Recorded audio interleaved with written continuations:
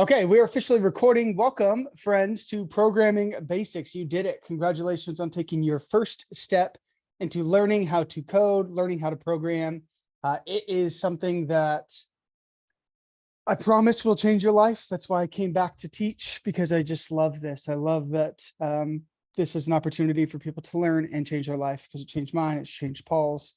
So learning how to code will literally, I tell everybody, I tell my brother-in-law, I tell everybody that I know, just learn how to code, because even if you don't want to be a developer, it opens up so many opportunities, so many things for you for jobs. So it'll be really, really, really cool. A little bit of introductions. My name is Will, and I'm going to be your instructor for the next 2 weeks, but likely I will be your instructor going in. So for the next 4 weeks, you'll be stuck with me. But it should be really fun. It'd be really exciting. I have been a developer for 3 years now. 3 years ago, I went through the boot camp. I guess over 3 years now. And since then I have taught. I've been sort of connected with Coding Dojo in various fashions. Either I was a TA or I taught and I left for a while, but still TA'd, because again, I really have a passion for helping people learn. And I was a developer out kind of in the wild, worked for a company called Twilio, worked for another startup. And so decided to come back and teach, because it is amazing and kind of gives me a lot of good things in life. So that's a little bit about me. I do have one weird introduction. I've got a wonderful wife and I've got 2 dogs. I do have to state, one of my dogs has epilepsy. So if that ever, I just kind of say, oh, I'll be right back. And and I kind of pause. I usually am like, hey, my dog's having a seizure, I'll be right back. But if that does happen, it is infrequent. It doesn't happen all the time, but it does happen. She's okay. It just takes about 5 minutes and then I'll be back to class. So if that ever does happen, if I just go, oh, gotta go, I'll be right back. That is exactly what's happening. And it'll be about 5 minutes. So I'll try to do that. So hopefully that doesn't happen for you guys or with you guys. But if it does, just know that that's exactly what's happening. So that's me. Paul, if you want to go ahead and introduce yourself. Yeah, sure. So like Will said, both go through the boot camp. He was what, 3 years ago? Mhm. I started actually about a year ago, and then I graduated in late December, early January. And I love it. Like I always had an interest in puzzles and math and stuff like that. But finally decided to take the jump, and I haven't looked back. I love it, and it's just fun. Like if you enjoy this kind of stuff, work doesn't feel like work. It's fun. Um, I have been a TA since early April, so I'm still relatively new to the game. But I love the dojo atmosphere and just the way we do things, and I hope y'all end up loving it as much as we do. Yeah. Thanks, Paul. Paul is awesome. He has been with me for the last couple times. So it's been awesome. And he works really well with And myself, but he's also an incredible TA. similar little asterisk, not quite similar, but close enough. If y'all ever hear any shrieking in the background, it's my 15-month-old daughter. So like there's no harm being done. She's just quite vocal sometimes. Yeah. Perfect. Thanks, Paul. I love that you guys are already doing this. Something I wanted to bring up. If you guys do have questions, for the sake of the class, again, this is quite a large class. And so the best way to ask a question, there's going to be a couple different ways. The best way is just to put it in chat. I do look at it. I've got a couple different screens. So I have it up on one other screen so I can kind of monitor that. But then Paul is also here to answer any questions. So I see that you guys are doing that. Thanks, Jacob. Thanks, Lucas. You guys are already crushing it. And we can go in, thankfully, Zoom has gotten better over the years as well. So, you can even just kind of go in and, Paul can, just like he just did, actually react or kind of answer a question directly. Lucas, you had a question of, did we have any experience before coding? Just like Paul, I did not. I remember, well, I'll never forget my, my first ever class. I was horrified because again, we didn't have Python basics, and my instructor just said, hey, why don't you zip that up and send it to me? I'm a millennial, right? So I'm like, okay, I know computers. I didn't know how to zip a file. It sounds so silly. I'm sure I could have Googled it and figured it out, but I was on Zoom. I was like, I don't know how to do that. So if you guys can zip a file, you're actually ahead of where I was when I first started. But it is, so no, I did not have any experience, but I love coding. And just like Paul's saying, if you've got the tenacity, or just you guys can have the fervor to go through and stick with it, then you can, you know, really change your life, but then also you can do anything. I'm really passionate that anybody can learn how to code, and there's a place in tech for everybody, even if it's not, if you don't want to be a software developer, you don't have to be. There's plenty of spots. So cool. Yeah. So the second way that you can kind of ask a question is after each section. So we're actually going to jump into some material today. After each section, I will pause and say, are there any questions? The reason I do it that way, and everybody's different, and I think that's a good thing. You guys are going to have multiple instructors. I'm not going to be your only instructor, and that's good, right? I think I'm a good instructor, but there's also different ways to think through things, and everybody thinks differently. And I might explain something, and for someone, it just clicks, and that was it. That was the best thing that they could have done. But for somebody else, it might not explain it in just the way they need. And so other instructors can kind of do that. So you guys won't just have me as your instructor throughout this entire program.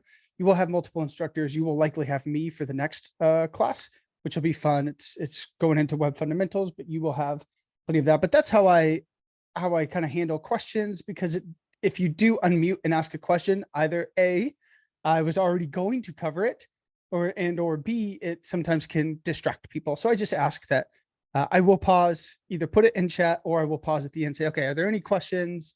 And then the last thing I'll do is say, hey, put a 1 in the chat if this makes sense, and put a 0 if it does not. So we'll go ahead and test that. If you guys understand how to ask a question, if you guys put a 1 in the chat, that would be helpful. Put a 0 if you did not. Perfect. Wonderful. You guys are already crushing it. Holy smokes, it's gonna be the best class we've ever had. Okay, wonderful.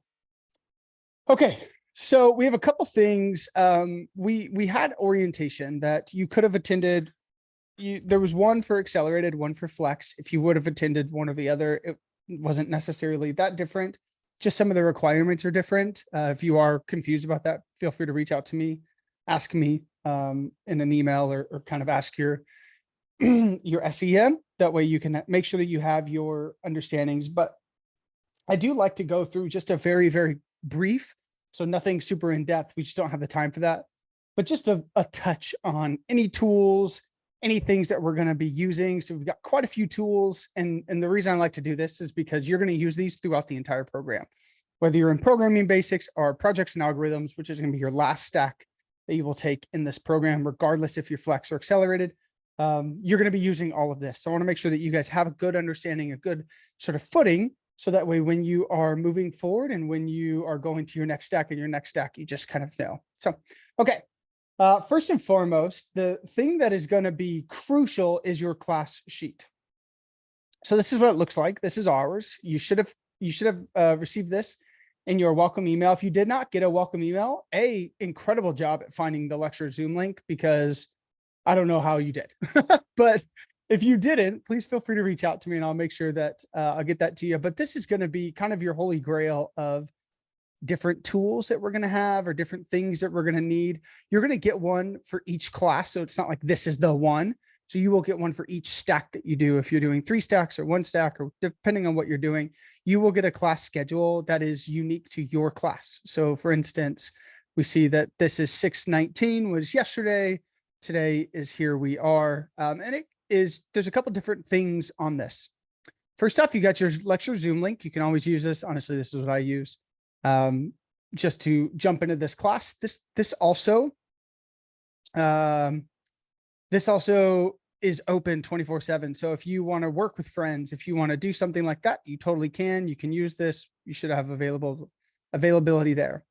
There's some different links to Dojo Hall, which we're going to talk about here in a second. Some how-tos and FAQs playlist. One of our instructors, Melissa, made a great playlist just for different how-tos and FAQs, things that people typically have questions on. So Mac terminals and calendar, parking lots, and Dojo Hall walkthrough. So you see that this is kind of a smorgasbord of, Kyle did one, Coding Dojo themselves did one, talking about Discord, VS Code extension. So here's a great little tool that you guys can use if you'd like. This also has some other helpful links. So if you're ever wondering, like, what is Will's email? You can look here. It's got my email. It's got Paul's email. Here's some other stuff. We're going to talk about Node.js. So if you're wondering where Node.js download is, it's going to be right there. Touch on that in a second. And just some other tools that you are going to use. It's really more next stack.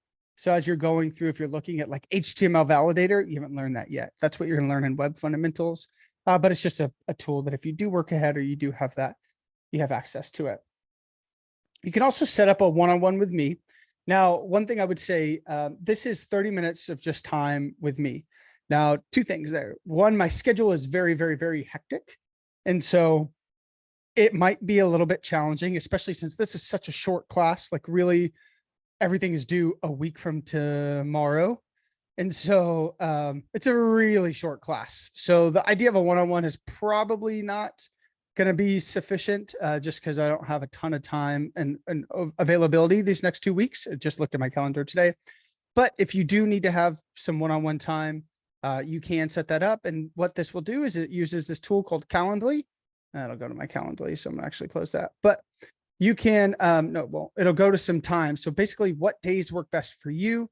And if you need some time, you can. Now, I would say that that is a stopgap. That is you've got a wound and you really need something to kind of close that up. Oftentimes, if you're just having a one-on-one because you don't understand some code stuff, there's other ways to get help, which we're going to talk through here in a bit, that are going to be much, much faster and much, much more efficient. If it is something that you're really struggling with, or something happened in your life and it's preventing you from doing assignments, that's a great time to do a one-on-one. But if it's just like, hey, help me get prepared for the class, like that's what the entire programming basics is for. And that's what office hour is for. So we'll have tons of time that you guys can get with me for that. Cool. And then I will have the playlist. And so each lecture is recorded. So obviously they're not required. I do say that if you can get here, please, please, please make that a priority throughout the entire camp. Life happens, that's okay. But it will help you in the long run. But there's a couple places that you can find lectures. You can find them here. There will be like a YouTube playlist. Will go right here. This will be a hyperlink. So each of these will be a hyperlink to our lecture. If we do something in office hour that I think, hey, this would be really helpful for people to know, then I will record it and then we'll put that lecture, or we'll put the recording there. And then usually what I'll do is I'll just say that, what we talked about. That way, if we do multiple, then you can say like, oh, okay, this is what they talked about, et cetera, et cetera. And then this is a breakdown. Now, one thing I want to point out is this says core, predict arrays, core. These are not due today. These are, if we were to suggest anything, it would be to do them kind of stay with this schedule. Because if you wait until Sunday, which is when everything is due, you can see you got quite a few assignments. You got 1, 2, 3, 4, 5, 6 assignments. So if you wait till Sunday, some might take you a little bit longer, especially if this is your first time or first coding, then it will take a little bit longer. So I would not wait till Sunday. Don't be a weekend warrior unless you have to, unless you've got a family and a full-time job. Fully get that. You guys can still succeed if you do that. Just your weekends are going to be taken up. But these are just merely suggestions. Somebody asked where the recordings are going to be stored. A couple different ways. These are going to be hyperlinks right here. There will be a list. And then lastly, which we'll talk about here in a second, this is our Learn platform. And there's an entire section where the recording goes as well. So there's 3 different areas that you can find the recordings. Really, this is the only sheet you need for that. But if you want to, you can look at it on the platform as well. Cool. Again, and just know that this is for accelerated and flex. So though they look the same, we just wanted to make sure that there was no confusion, because they are the same. We just want to make sure that there's no confusion, because after you guys break from this, so in the next week and a half, you will break, and then your programs do operate differently. So that's why we broke it out right there. So if you see accelerated or flex, if you don't know which one you are, that's a great thing to figure out. So you definitely want to deal with your student experience manager and the people who kind of signed you up. You probably have their number or their email. You definitely want to make sure, am I accelerated or am I flex? Because the requirements are different with that. Cool. Okay. And again, this is just going to be a great tool for you to even look ahead. like thinking like this, Wednesday, you might think this is a 2-week course. Everything's due by the last Sunday. That is wrong. Everything is due by the end of day Wednesday. So in 1 week from tomorrow, everything is due. Now that sounds like a lot. And it is a little bit because you have an exam, but I promise you guys, we will be able to work through it and you guys should be able to crush the exam. No problem there, but just know, right, that you don't have all next week to do everything. Everything is done by 11:59 p.m. on Wednesday. It needs to be turned in. So somebody asked, I thought that the discussion questions were due this coming Sunday. Yes. So that's a great question, Joshua. You guys have discussion questions due each week. That's the way that we take attendance. It's because the states require us to take some sort of attendance, and this is the best way that the states and us came up with that. And so what this is each week you have discussion questions due on that Sunday. This week, they are due Wednesday. So week 2, they're due Wednesday. Week 1, they are due by 11:59 p.m. PST, or technically we're in PDT right now, but it's Pacific time. So anytime I say a time, it's always Pacific because that's where we're based, is out here in Seattle. Nope, Zachary, they are not daily. It's just one per week if you're a flex student, 2 per week if you're accelerated. And so those will be due Sunday, 11:59 PDT. And then that's for week 1. Week 2, it is 11:59 PDT on Wednesday. So you only got 2 days. A little insider secret, week 2's discussion questions are already open. So you should be able to, let me go to it. You should be able to answer them if you like. This should be already available. Yep. So they're already available. So insider tip, go ahead and just knock those out. Don't let that be the thing. Do not let that be the thing that's preventing you from not passing. Cool, because they should take you, again, if you're accelerated, you need 2, and if you're flex, you just need 1. Cool. So that's the sheet.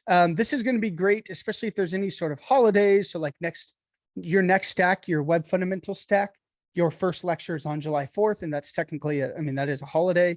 And so you will not have lecture. Your instructor will tell you how that will kind of play out, but you'll see that on the sheet. Whenever you get it, your instructor will tell you, hey, just a heads up, there is no lecture this day. It's been moved, or here's a recording, or however they decide to do that.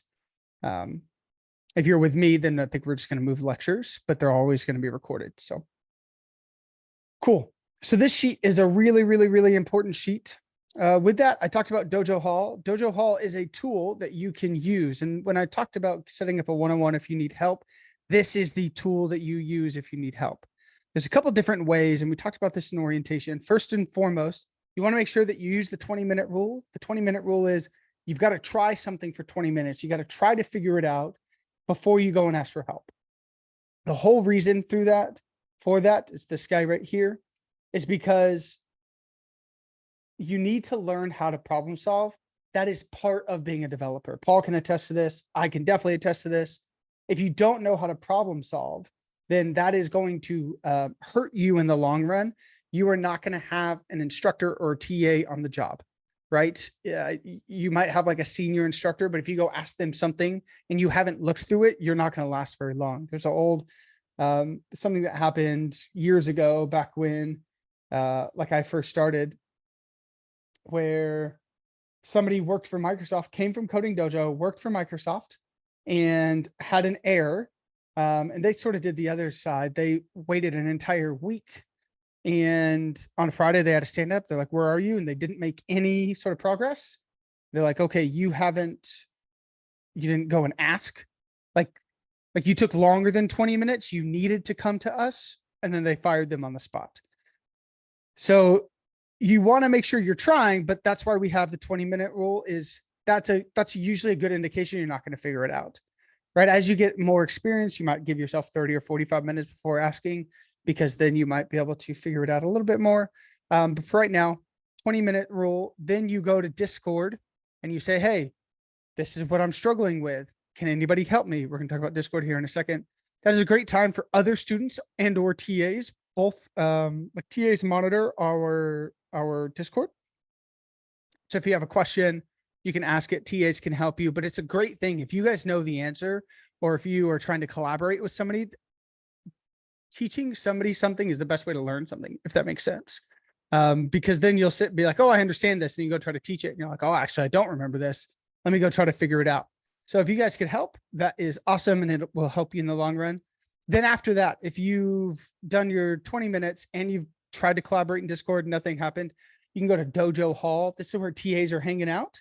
So it's really like a study hall, right? You can go in, you can ask questions, you can get help for there. And then lastly, if you don't figure it out, or if it has nothing to do with coding, that's where an instructor code review comes in. Cool. Great. Cool. So that's Dojo Hall. It's a great, great, great tool. What you don't want to do, and this is my only thing, this will hinder you as a developer. If you get an error and your first thought is I need to go to Dojo Hall, you are going to be behind. I'm just going to flatly tell you that you will be behind, because developers need to learn how to, you need to learn how to figure things out, because there's going to be APIs, which you'll learn about those later. You're going to deal with, there's a whole bunch of stuff that you're going to deal with that you need to learn how to figure things out. Do not just run to help, because once you get a job, you're not going to have that. And then you're going to fail. So please, please, please, please, please, if I can hear anything, make sure you are trying to figure it out for a little bit. Somebody asked, will we have access to Discord group when we graduate? You'll have, just like Paul said, you'll have access to Discord, not the same channels. But then as you kind of move on, some people will stay in the same class, or some people will kind of veer a different way. But at the very end, you are part of the alumni. So you get access to the alumni channel. And so you can ask people questions and you can still be in contact. So you're not really ever gone, if that makes sense. Cool. Speaking of Discord, here's our Discord right here. You see, I've got a lot of stuff, but here's ours, right? And so here's where you can ask questions. Great job for all of you that have done your first assignment and put a photo and something about you. That is awesome. But here you can see you've got a whole bunch of stuff. Thank you, Paul, for this visibility stuff. I'll go ahead and pin this real quick. Oh, you've already pinned it. This is where you can ask a question. The other place you can ask it is right here. You should see this Programming Basics PT. Here's a great space to put that information. This is where lots of TAs will follow. Lots of TAs, not every TA. Paul will be in this cohort, will June. TAs have access to this, but if you have just sort of a generic question on some code, this is a great channel, this Programming Basics PT. This is a great channel for you, because this will be lots of other TAs. Like you see Julie right here was able to sit and jump in and ask some questions. So if you have some questions and you get to the Discord portion, you've already done 20 minutes, this is where you want to go right here. You can go to cohort will June or Programming Basics. If you don't have this, if you don't see this, please make sure you reach out to me, and then I will make sure that I get you that by the end of tonight. Cool. The last tool I want to talk about is the Learn platform. And so this is it. This is Coding Dojo. You go to login.codingdojo.com and you will be able to see one of two. So again, if you're in the accelerator, the flex, you will see different things, but you'll see something like this that's got a whole bunch of information. You've got your discussion questions. This is where you answer those. Your lectures. This is where the recordings go. Stack orientation, whole bunch of information where you're talking about exams and our academic honesty policy, et cetera, et cetera. How we teach, you know, some kind of getting ready, kind of preparing you. This is a great, great thing to set up your computer. If you need your first VS Code, if you're trying to understand what VS Code is, we're going to talk about that in a bit. But you do need to make sure that you are doing some sort of, or using some sort of IDE. And then here's sort of what we're doing, right? The beginning portion. We're going to today talk about variables and data types. We're going to talk about some order of operations, some commenting. We're not going to talk about everything. And so the best way to learn here is to use both, right? It's a parallel program to where I'm not going to go into commenting a lot, right? I might just do a little blurb about, oh, yeah, this is a comment, but there's often sections. So you want to make sure that you go through this and read the materials. You can see on the stack calendar, all the readings that you should have up to here. So we are going to talk about arrays. We're going to talk about variables and data types today. We're going to give like an overview. We're not going to jump super duper into parts of an app because I think that's probably too advanced for right now, but there are sections here that will talk about it. This whole tinker parts of an app portion, front end, back end database. There's a whole video right here if you are interested. So this is a tool that you must use, and all your assignments are here as well.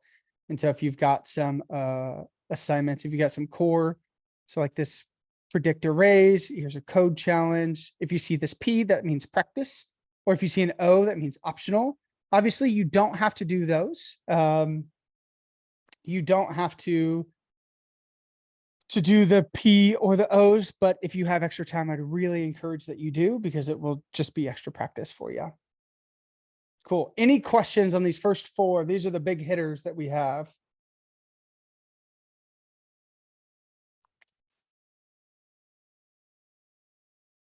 Nope.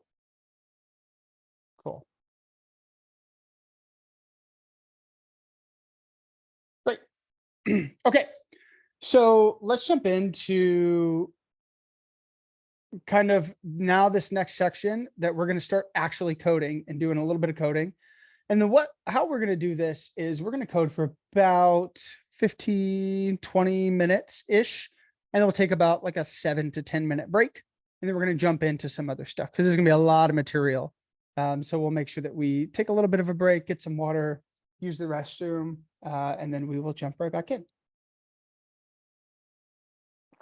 Okay, so this right here is this thing that you're seeing on my screen. It's what we call an IDE. Now, this is how we can write code. This is basically just a visualization of code we can write. Can we use a notepad to write code? Sure. There's lots of different ways. But with these IDEs, we have different things and different capabilities, different features that you can use.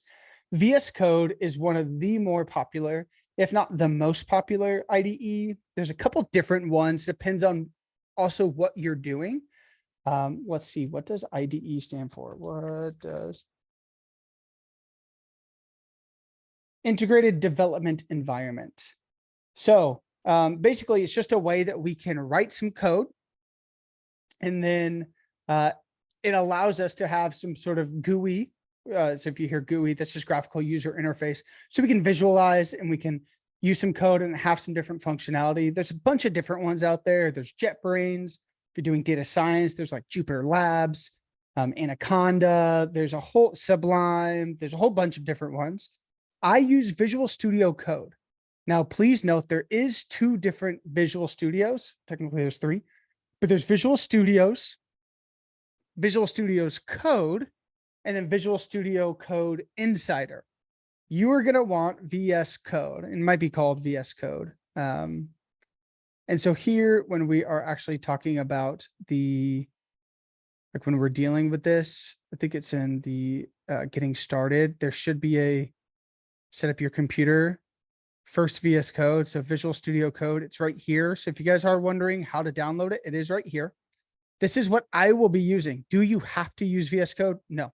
If you have a little bit of experience and you like Sublime or you like JetBrains or whatever, you're welcome to. Just know that I will be using VS Code moving forward, and most everybody as a developer that I know also uses VS Code, and so please just be aware of that. So again, you can do whichever you choose, but it is totally up to you on which one. I will be using VS Code, but it is totally up to you on which one you're going to choose to use. The second thing you're going to need just to kind of get set up, and if you wanted to follow along, you're going to need Node.js. Node.js. Now, what Node's going to do is we are going to write everything in this program and the next program, so Web Fundamentals. If we are doing any sort of logic, we're going to use JavaScript. JavaScript, I want you to know and hear this, is very different than Java. They are not the same, right? So JavaScript is a really popular language. It is always around top 3. Most people, it's kind of their first one. That or Python, because they're a little bit easier to understand at the beginning. They're a little bit easier to grasp, and you don't have to do as much.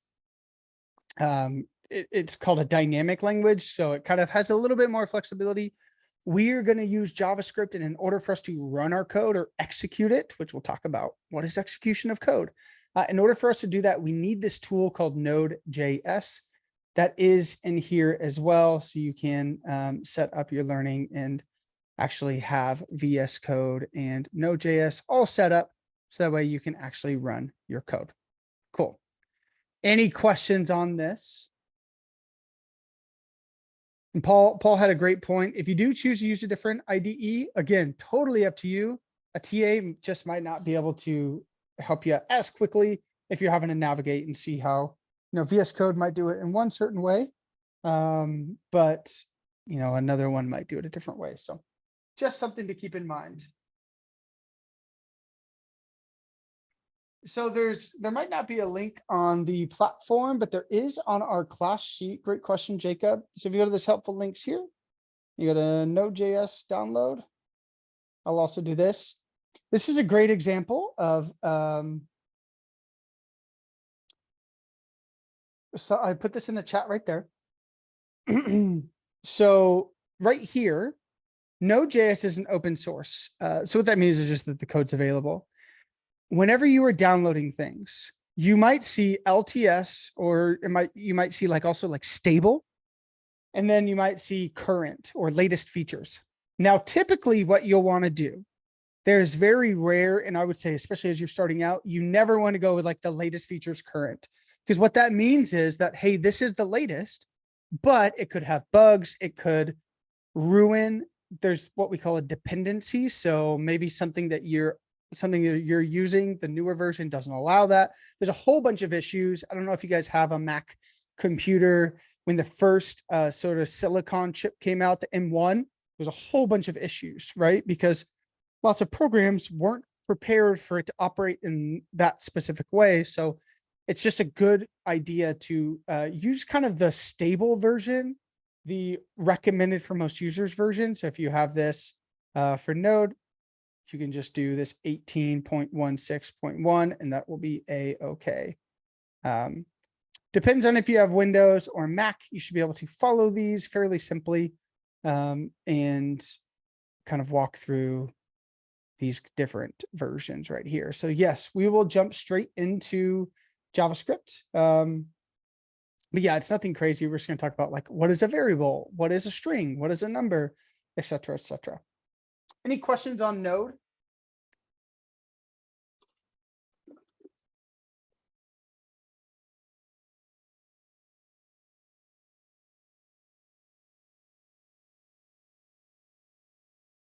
Okay, sweet. Okay. So somebody asked, does the version we download matter? Just what we were talking about. I would use the 18. So you don't want to go back in time, but you want to do the stable one. So you want this 18.16.1. Just go to downloads. Just do not do the current latest features, because that is where you're more likely to have a bug. So go recommended for most users. You don't need anything experimental. Cool. Okay. Great. So let's jump in. Like I said, we're going to talk for just a second. Or do you guys think we need a break now and then we can jump straight into coding? What would you guys prefer? We talked a little bit about that. We can answer some questions for the next 5 minutes, take a 10-minute break, and then do all coding, or do you want to do a little bit of coding and then take a break? No break. Well, we are definitely having a break. I can't teach for two hours. We'll definitely have a break. I love the attitude though, Zachary and Levi. I love this. I did not drink a Red Bull, but I will now before every class just to get going. No breaks. Okay, we'll get started. 6 hours, I'll die. My voice won't be able to take it. Okay, so maybe what we'll do is we'll just try it. Guys, if you want, let's just send it and we'll see if we're good to go. Okay. So we're going to talk about kind of this basic portion here. So we are in this introduction to programming, Tinker and we're talking about variables, data types, order of operations, blah, blah, blah, blah, blah. So this is, I went over, which I will do oftentimes. You can see this is what my lecture is supposed to look like, but alas, here we are. 20 minutes on VS Code. We'll get there here in a second. Okay, cool. And also great call out here, Coding Dojo. One of the tools we're using is Zoom. You guys are obviously on this. There's recording options, there's chat options. You guys are crushing it. Great. Somebody asked if I could link the VS Code download. This is in your platform for setting up your computer. There's an entire section for it right there. So you can go, and I'm not going to do it so that way you have to go and get familiar with the platform, but sorry, Dominic, but it is right here. It says here. Cool. Great. So here's where we're at, right? We are talking about this information, and there's multiple parts. I guess I will talk about this. When we're dealing with an application, and I'm not going to get super in depth with this because I don't want to confuse you by any stretch of the imagination. But I am a instructor that does like to do visuals. And I will say this too. I like to, everybody learns differently. And so if there is something I can do in the next week, and especially if I'm your web instructor, web fundamentals instructor, I like to try to adhere to everybody's learning style. Some people like visualization, some people like reading, some people, like metaphors. However you learn best, I will try to not necessarily tailor my entire lecture to that, but I do want to try to incorporate that because my goal, right? You guys are paying an exorbitant amount of money for me to teach you how to code, right? And so I want to be able to do that as best as I can. And so if there is a specific thing like, hey, more visuals or, here, this would really help me, please let me know that. And I will always try to incorporate. Okay. So we are going to talk about the different parts of an application. So let's say that we've got something like Facebook. I always use Facebook, even though they're a monster, right? So here we've got one section, we've got two sections, and this is very basic. Facebook is obviously much more complicated than this, but alas, here we are. And then we've got this guy right here. Okay. So can anybody guess what? So there's these three sections here. Right? When we're talking about an application, what is the one on the left? Yeah, it's my front end. Does anybody know what a front end is? Anybody want to take a crack at it?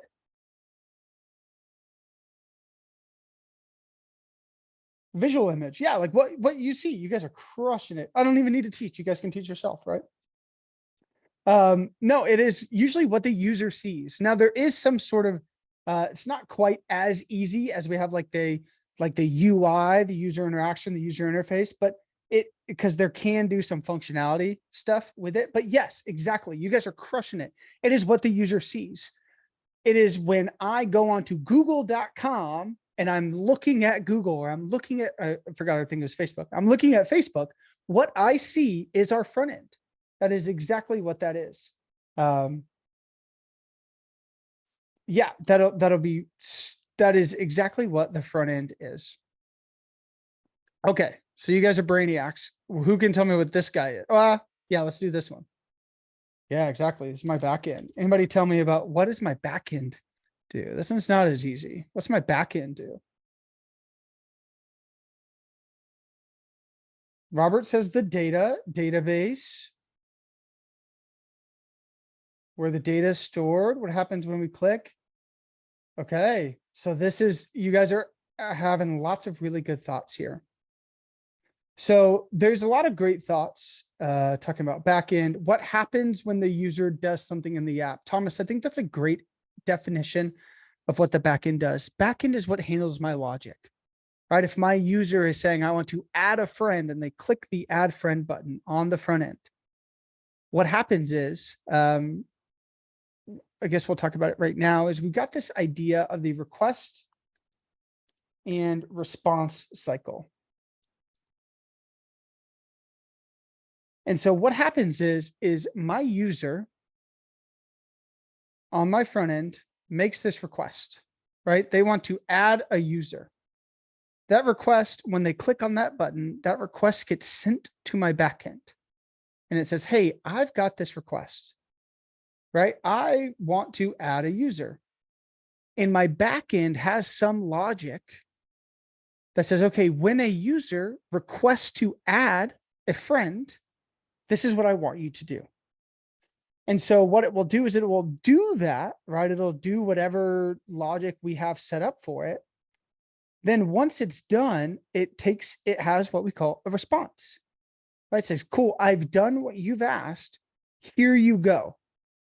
And then it gives the response back to the front end. And then it says, yeah, friend added. And then when you look at your friends list, you now see this person on your friends list. Now, that's my front end and my back end. Anybody tell me what this red kind of see-through oval is? Yeah, exactly. That's my database. That's my database. Now, for those of you that said your back end is your database, you're not inherently wrong. Because sometimes you can have that and it operates in the same way. But usually what we'll do is we'll separate those out.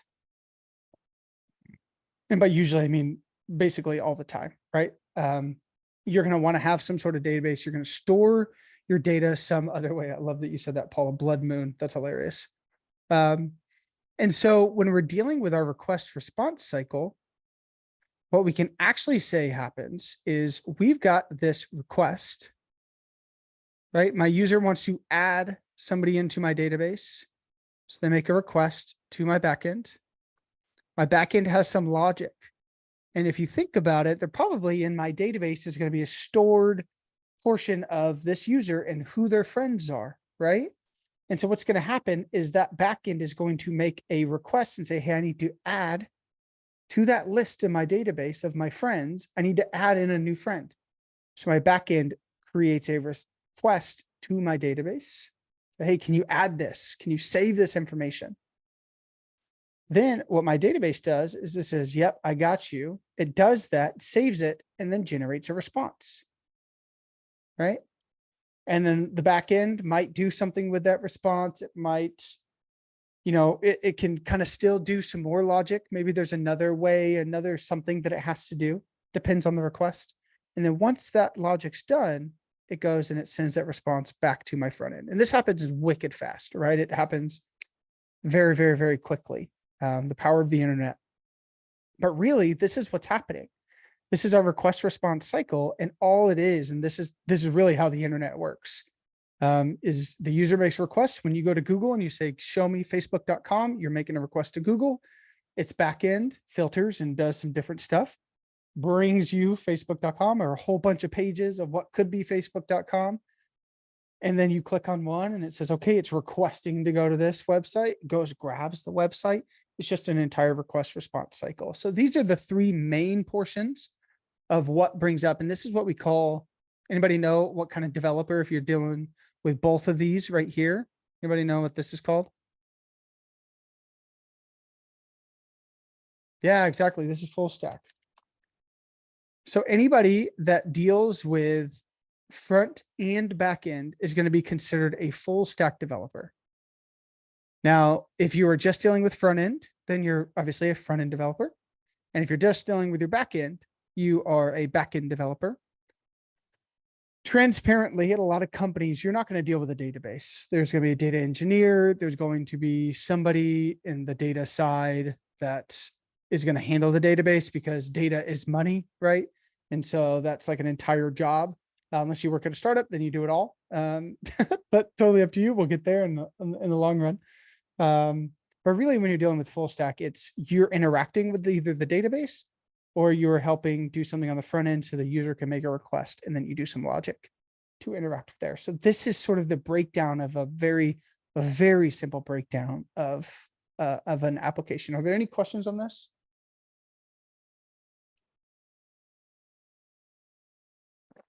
Put a 1 in the chat if this makes sense. Put a 0 if it does not.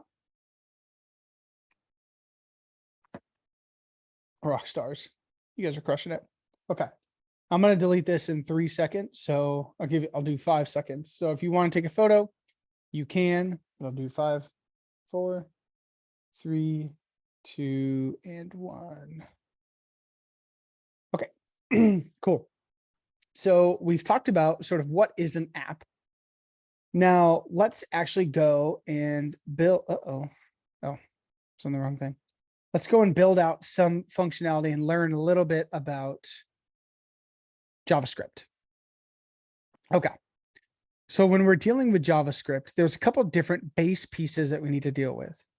From a very, very, very base level, these are the three things that we need to kind of talk about. We need to talk about what is a console log, what are some primitive data types, and what are some variables. And before we do that, we'll talk a little bit about JavaScript.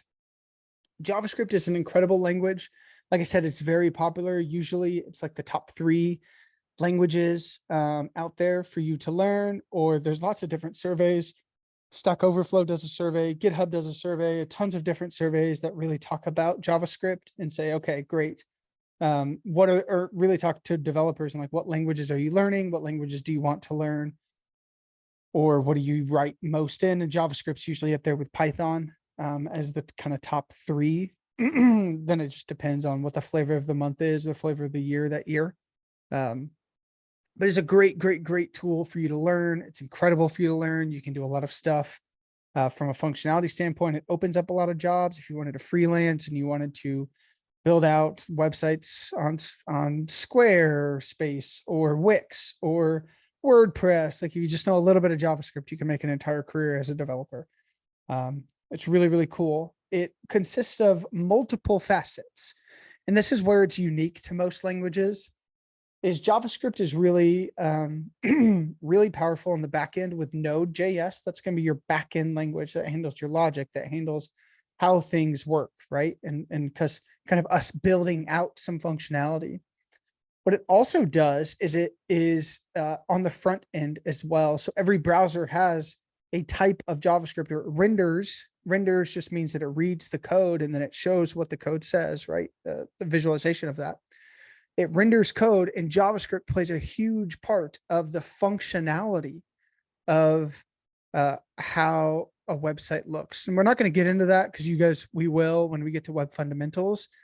But it really is the functionality. You sort of think about HTML is like if you're building a house, it's kind of like the bare bones framework, right? You kind of can see, okay, here's a room, here's going to be a bathroom, there's the stairs, but it doesn't look like anything. Then when you start adding in some textures and some colors and what it starts visually looking like, that's what we call CSS. And we are going to deal with CSS. I saw that there was a question, are we doing Bootstrap or CSS?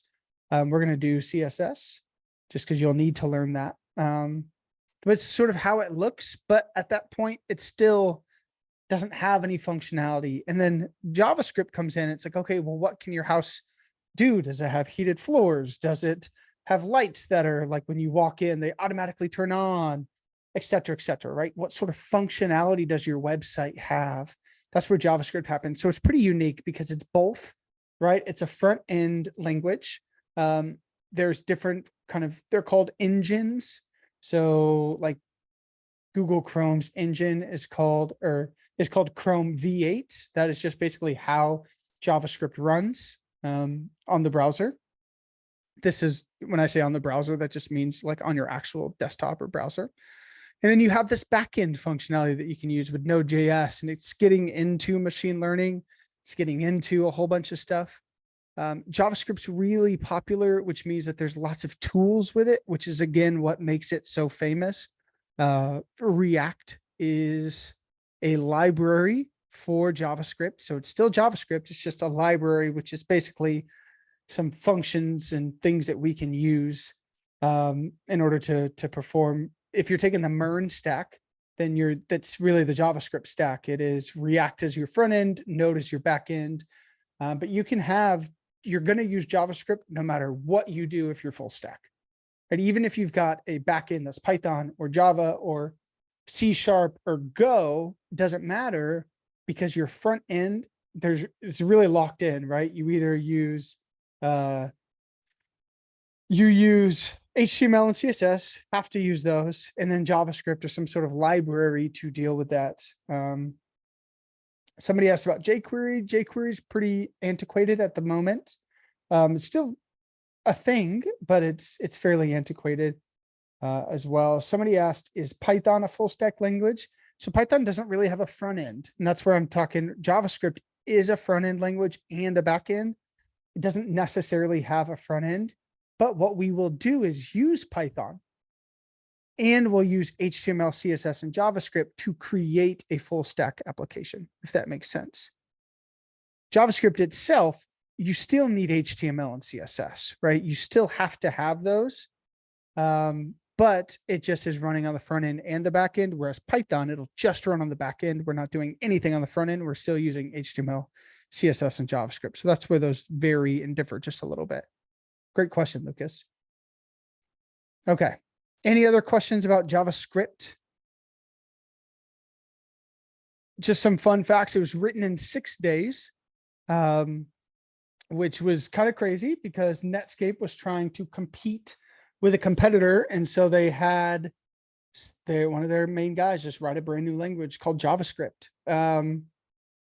And with that, if you guys can imagine a product that only takes 6 days to create, there is some weird functionality, which we'll talk about. Potentially we'll talk about in WebFund for sure, because there is some weird nuancy stuff on how JavaScript works. But it was created in 6 days and now is exploded and is everywhere. It's basically how the internet works. Cool. Okay. So when dealing with JavaScript and any sort of language, we're just going to jump in and then we'll do these 3 of them. Maybe we'll take like a 5-minute break. We'll see. We'll just maybe we'll send it and just end early. Somebody said, has it changed at all from original day 6 form? Thomas, absolutely. It has changed quite a bit. They're still working on it. They still have new iterations. That's how like node 18 is out, right? So you can see that they do like 18.1, 18.2, 18.3. I think now they're on like 20 for the kind of feature filled, but again, don't do that one. So yeah, it's still constantly updating because they want people to use it. More people use it, more popular it can be, and then you get money from it. So yep, still being updated, still being tons of different stuff. You guys are asking great questions. Are semicolons still needed? No, they're not. We'll talk about that here in a bit though. Cool. Okay. So when we're dealing with any sort of language, oftentimes we're going to want our program or our computer to remember some pieces of information, right? We need our computer to maybe know a piece of information. And so in order for us to do that, we create something called a variable. Variable. One thing to note, guys, is I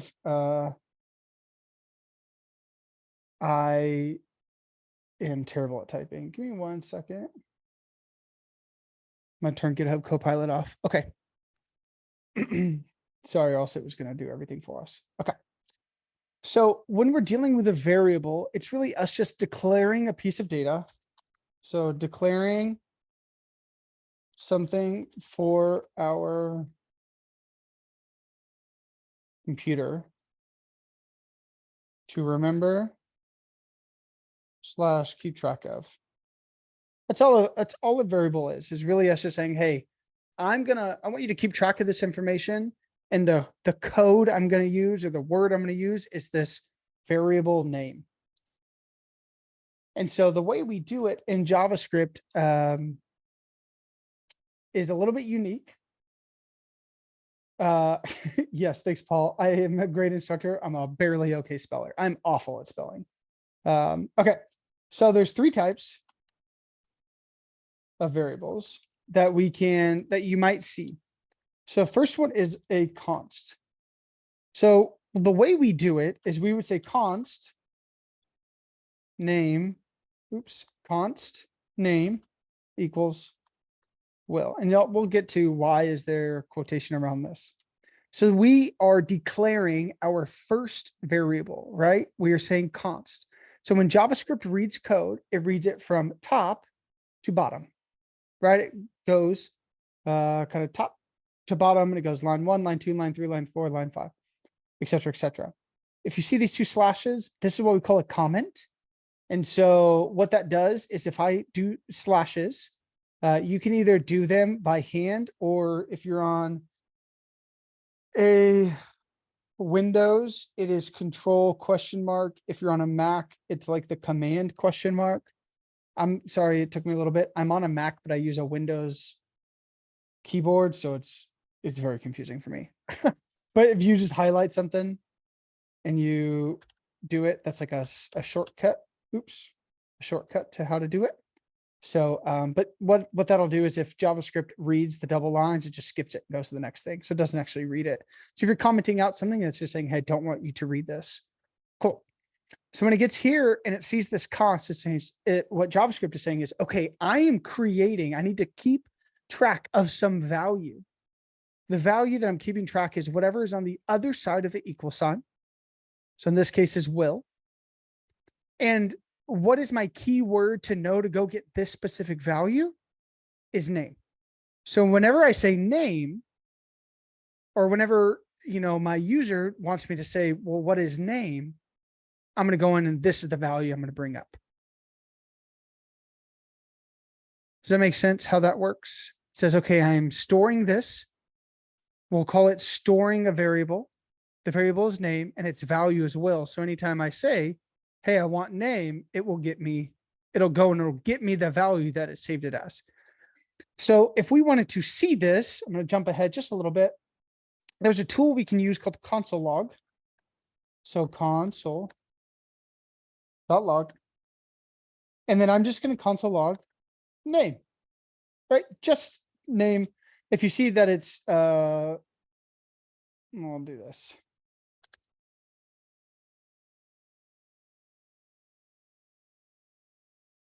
Okay, there we go. What that was doing is I have what we call a linter on, and what a linter just does is it kind of reads my code. Doesn't prevent anything bad from happening, but it's saying, hey, there might be an error here. Okay, so what console log will do is it's a great tool for developers, is it will just print to our terminal whatever the value at first name is, which will be will. So there's a couple of ways I can run this. We're going to run our first ever code. Oh, thank you. That's why I use GitHub Copilot. Thanks, Tracy. You're the best. And Mara, appreciate you. Okay. So what this is doing is I'm going to run my code. If I do this play button, you'll see that my output is will, which is awesome. That rocks, right? I now console logged my first name and it gave me will. If I said Cody, which is my middle name technically, but here we are, and I press play, we see that it ran Node. We use Node to run it, and then it gives me Cody. So this does work, obviously, as we can see, that we created a variable called first name. We put some value in here, and then we console log, and then we can see it. The other way we can do it, and this is the way that I would suggest, but we'll get here. So whatever's easiest for right now, this is the way that I would suggest doing it, is there's this little tool up here called the terminal. And the reason I say this is because you just need to get to know the terminal. That's just going to be a crucial portion of that. And we'll maybe do a walkthrough of what the terminal is. But here you just want to make sure that we are in the folder. So in this case, it's lecture 1. We see that it's lecture 1. We're in lecture 1. And I can say node part 1.js, which is my file name. And then I press enter, and then it gives me my name. What this is doing is saying, hey, Node, I want you to run this file. And then because we console logged and it ran the file and says, oh, you want me to print this? Cool. And then it did that. Either one works, whatever's easiest for you. If this is easiest, which it probably is, just use the play button. That's also okay. Cool. Now, one thing to note, I see a couple things in chat. There are 3 different ways that we can do a variable. We can use const. We could do var,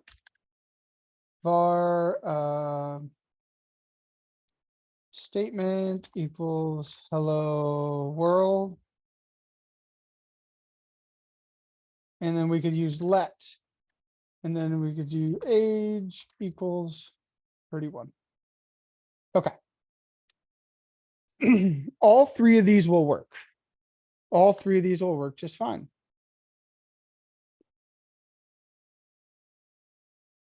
Okay, but you can already see that there's an error. So back in the day, like I said, JavaScript was created in 6 days. And back before JavaScript got really updated, the only way to declare a variable was for var. That was it. That was regardless of what you wanted to create, you just said var and it would create a variable. But there became a lot of issues with that because what would happen is maybe you would forget that if you had 1,000 lines of code and you had something called first name or something called unicorn, let's say, and somewhere else you changed unicorn, and we can change basically once it's declared. If I said var and said something like goodbye.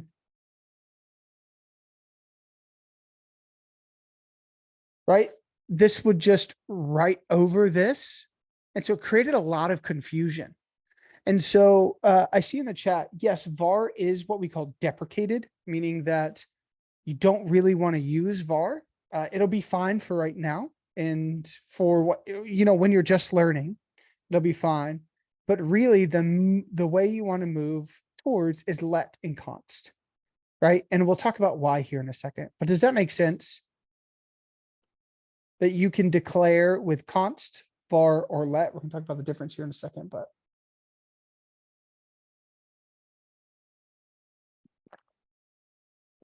Cool. I will. Can Okay. you elaborate on why we cannot use var instead of const and let? Yeah, so var is again deprecated. So what it is JavaScript is moving away from var because it's caused so many issues. And so since it's older, you want to make sure it can cause some issues in your code.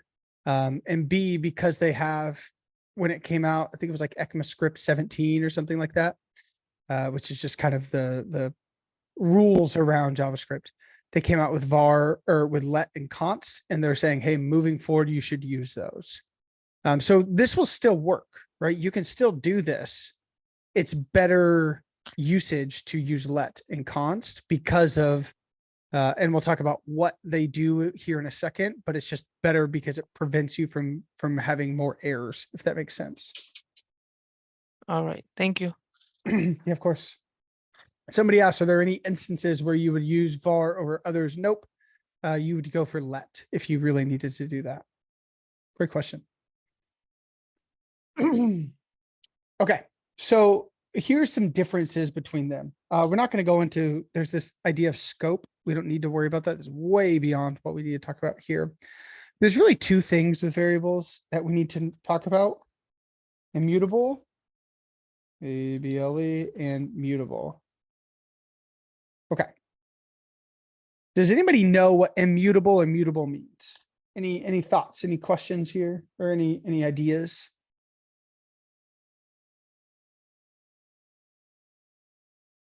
Yeah, great job, Anthony. Which one cannot be changed? Mutable or immutable?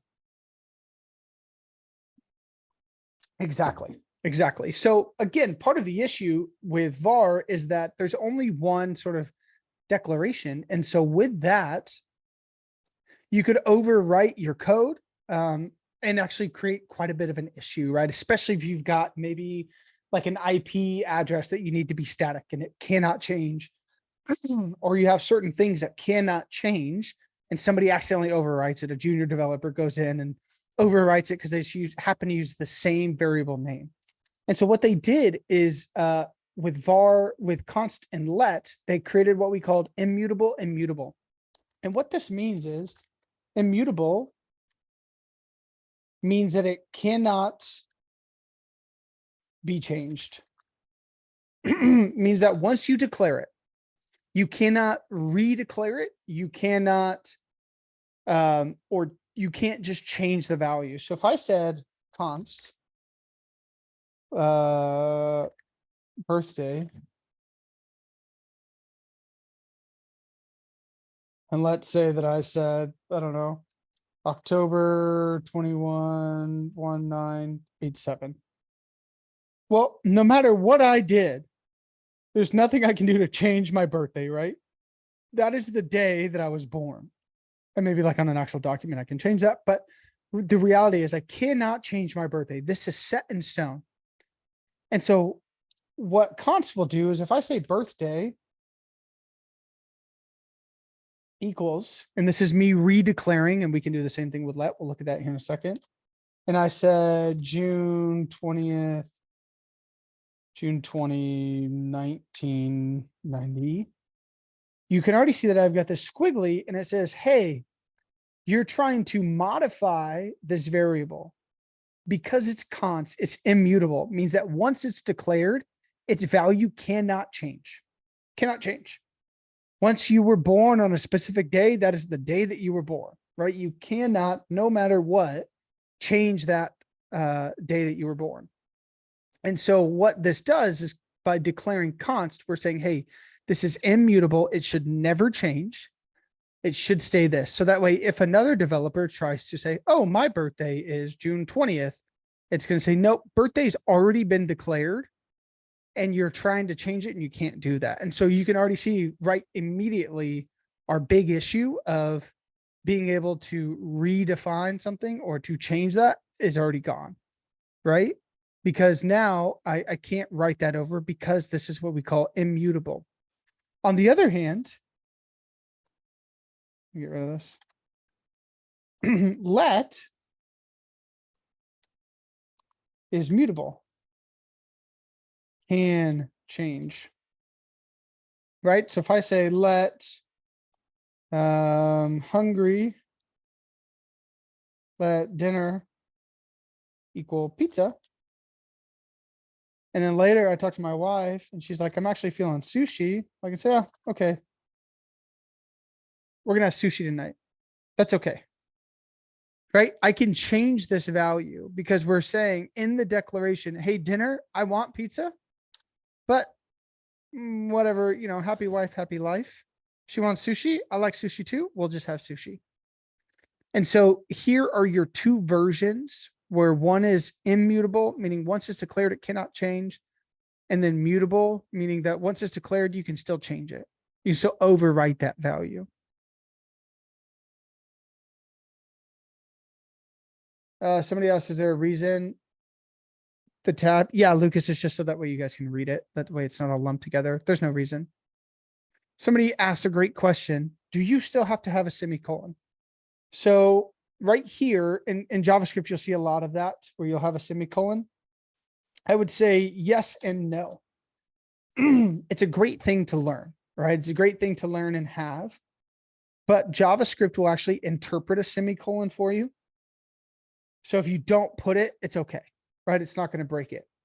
There is a segment to where if you've got a whole bunch of code and you need it to stop somewhere, but you don't have a semicolon, I've seen it to where it will continue to read the code all as one chunk versus separate pieces. And that's where a semicolon comes in handy. Right now, for what you're doing, I would practice putting a semicolon because it does look better and it's for the, you know, it's kind of like one of the unwritten rules of JavaScript, but if you don't write it, it's not going to break. It's not going to do anything. So great question, but that is, and it's at the end of every statement, right? So here's just a statement. I just am declaring this. Perfect. That's it. If I had multiple lines of code, which when we get to for loops on Thursday, we'll have multiple lines of code. You're not going to do it after every line. It's just after every statement. So somebody asked, could you change a let by using the same variable name with a const before it? Thomas, I'm not quite sure of your question. So maybe if you can elaborate a little bit. Somebody said let equals mutable and const immutable. Yep, exactly, Christopher. So let is mutable, meaning that I can change it. I can declare it. And even after I declare it, I can still change it. So this will not give me an error. Const is immutable, meaning that once I declare it, if I try to redeclare it, it's going to give me an error. It's going to say, hey, this doesn't work.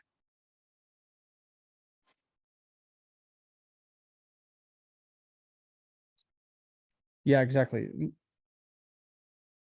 Cool. Okay. Any questions on declaring variables? You're gonna get tons of practice with this here in a bit. Any questions on that?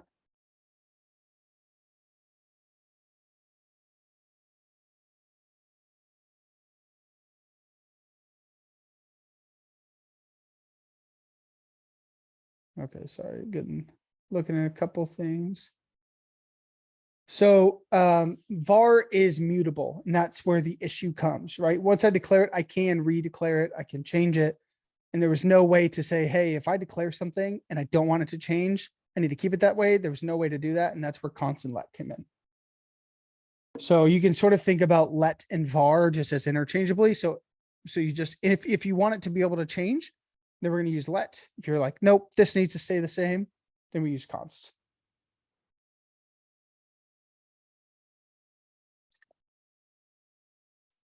Great questions. So somebody said, can you do math if the const is a number? Yep, you can. And we'll get to numbers here in a bit, but yeah, you can do that. I can still use that value. I just can't change it, right? Okay, cool.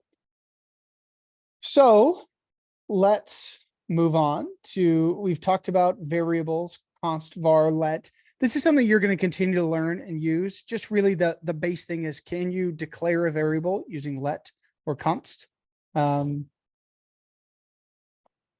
you, and then can you set it to a certain type? It's going to be the big two things. Thomas, not necessarily. Public and private variables operate a little bit different with that, because that has just, that's class associated versus what we're doing is just throughout the entire program. So like you, a private class, so it's only for the class, that only that class can utilize that variable versus anywhere using public. They're different. Good question though. I love C#. Cool. Okay. So you might have noticed that when I was building this, I used these quotation marks. You're like, what the heck? But I didn't do it on my age, right? I didn't. I just had the number 31. So there are three main types, and this is what we call a primitive data type. And this is where, when we are declaring a variable, we're telling our program, hey, I want you to save this value, and the value that I want you to save it as is either a string, a number, or Boolean. So what is a string? A string is basically any set of words or numbers or anything like that we want to declare, any sort of sentence, anything of that nature. It can have numbers in it. It can have kind of anything we want in it, but it's just going to be a block of basically words. You can sort of think of like a paragraph or a sentence or a statement or even a singular word. We're just saying, hey, this is just a bunch of characters, right? There's no sort of additional logic we're doing. So if I'm saying something like let statement equal, this is, I'm going to keep doing space there.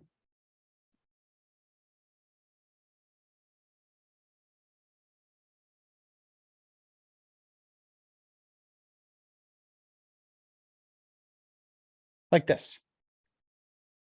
This is what we call a string. We have it in the double quotations, right? And so this is what you can kind of think about. This is just like a sentence. It's just a set of characters that we've encapsulated or put between two quotations. Now you might see it like this, and this will work for you. Oops. This will work as well if you just do a single quotation. Now, what I would say is to get in the habit of doing double quotes, because if I had something like this is a string and it can also have numbers, I say Will's favorite number is this. What JavaScript is looking for is saying, cool, this is my opening portion of my string, and it's looking for the closing portion. And so here, whenever we get to this apostrophe right here, it's saying, okay, this is my string. But we see that that's not really it, right? I wanted it to go all the way to here. Now we can use an escape character if we wanted to kind of negate this guy right here and say, hey, don't worry about this one. But I would say getting in the habit of just doing double quotes is going to make your life a lot easier. Because now, even with double quotes, I'm saying, okay, great. It sees this, it doesn't matter because it's saying, hey, this is double quote, this is single quote. That's not the end. Here this is. Okay, we're good to go.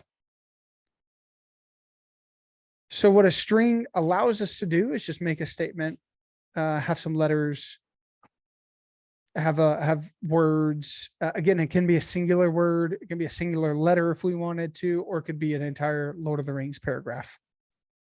Like it could be all the books of Lord of the Rings, doesn't matter. But it'll save it as a string.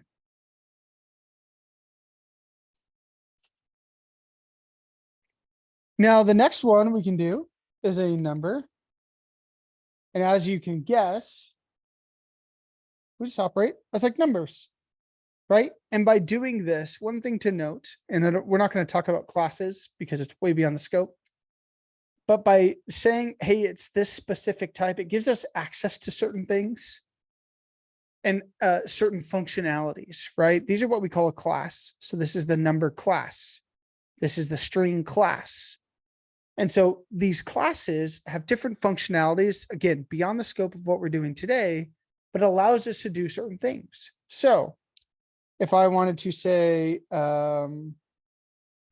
let this birthday or new age, let's say we had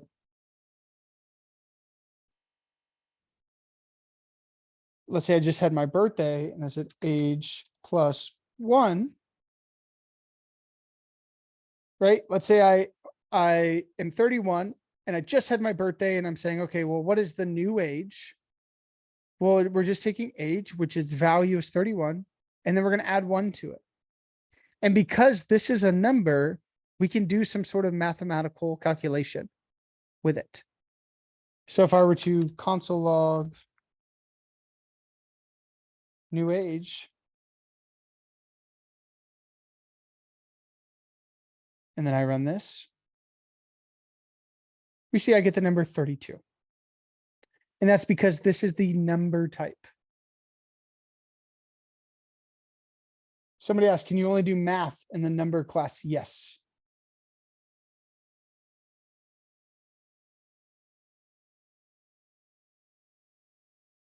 Yep, you can. Let's see what happens if we do this. What do you guys think will happen here? Any guesses on what will happen? I think I have one guess. It's a weird thing with JavaScript, but any guesses?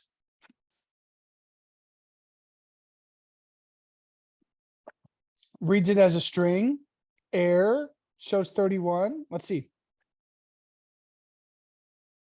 Weird. So this is a weird thing with JavaScript. And so this is why knowing your types is really, really, really important. What happens here is we're saying let age equal the string of 31. Right? And so here, when we're saying age and it's seeing that this is a string, it actually converts this into a string. Does it in the background. Again, it's just a weird thing at JavaScript. And so we can add strings together. And so, but not in a mathematical way. So like, let's say that I had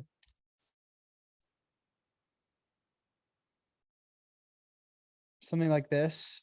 And then I said, let total equals statement plus another number. All it's going to do is it's going to technically add them together. But what it's doing is it's just adding this value to the end of this value. So then now, if I were to console log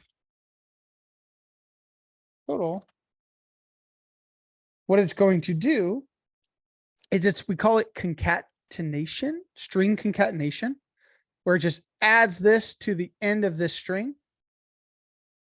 And then if we were to console log that, save it, and we run it, this is a string, and now we see that the 7's on the end. See that the 6 is supposed to be there, and then we have the 7, and we added it. A couple things to note.